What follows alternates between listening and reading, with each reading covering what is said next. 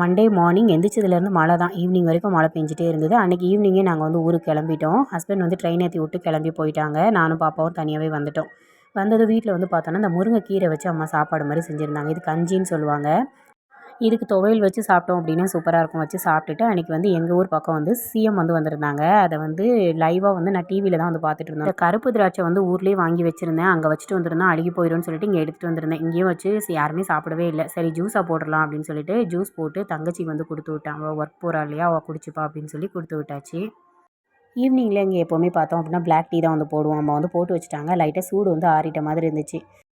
Black tea இருந்தால் எப்போவுமே snacks இருக்கும். இன்றைக்கி வந்து பச்சை பயிறு வந்து வேக வச்சு வச்சுருந்தாங்க. அதையும் வச்சு அப்படியே வந்து டீ வந்து வெளியில் உட்காந்து வந்து குடிச்சிட்ருக்கேன். வெளியில் வந்து ஈவினிங் டைமில் பார்க்குறதுக்கு ரொம்ப நல்லாயிருக்கும். அப்படியே இந்த வாசலில் உட்காந்துட்டு டீ குடிச்சிட்ருந்தேன்.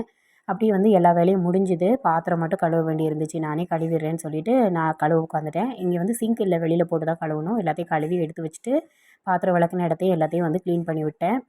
பாத்திரம் கழுவுறதுக்கு முன்னாடி துணி வந்து இருந்துச்சு. துணியை வந்து மடிச்சுட்டு அப்படியே வீட்டையும் பெருக்கிட்டேன்.